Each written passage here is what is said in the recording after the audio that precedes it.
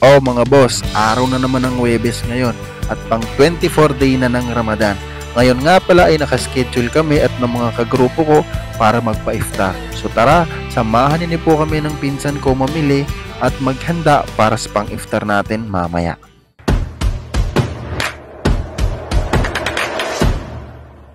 At eto na nga, papunta na nga pala kami nito ng palengke, kasama ko yung pinsan ko para kahit papaano may kasama ako magbitbit ng mga pamimili natin.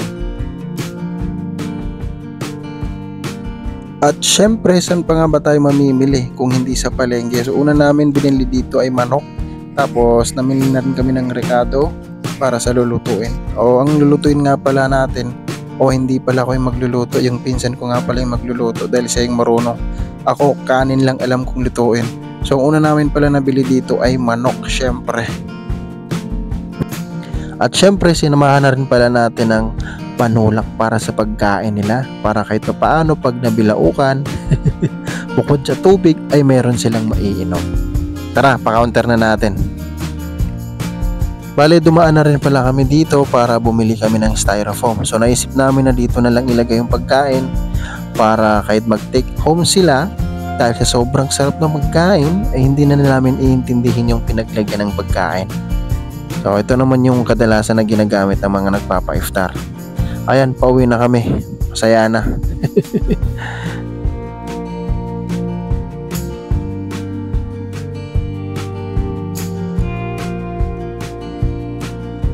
At pagdating nga pala namin ay tamang pakitang gilas tong pinsan ko kung paano mag-unlock ng padlock gamit ang isang kamay, dahil yung kamay niya na isa ay may bitbit. Ayan, successful naman. Ayan, papogi po. At dahil siya yung marunong magluto, siya na rin talaga yung gagawa ng lahat. Ayan, hinugasan na niya. Maya maya ay magtatadad na rin siya ng rekado. Tapos titimplahin niya rin yan. Paano pasarapin ng masarap na adobo.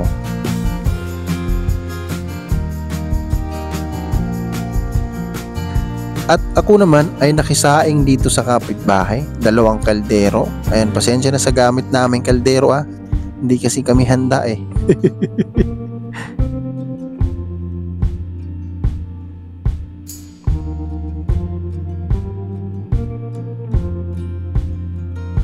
At dahil luto na, nagpatulong naman kami dito sa pinsan naming bae para magtakal ng kanin at ulam kung paano pagkasyahin.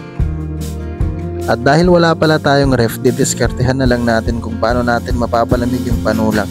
So nagpabili na lang ako ng 2 tube ice at dito natin ibababad.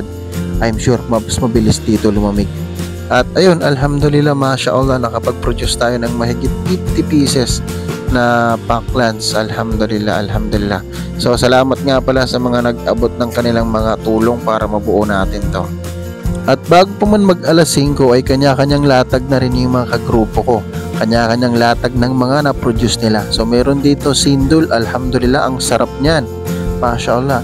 Tapos meron ding mga packlans na I'm sure kanin din yan na may ulam. Meron ding juice, meron ding jesto, meron ding tubig. So alhamdulillah, mashallah. Ayan na, kanya-kanyang damputan na. Pag ganyan, malapit na mag-aadhan. O ayun, uulitin ko lang, maraming salamat sa mga nagpaabot ng kanilang mga tulong para magawa natin ang pagpapa-iftar na ito. Inshallah ay tanggapin ng Allah ang lahat ng mga mabubuting gawain natin, fasting natin, tarawih natin, tahajjud natin. Inshallah.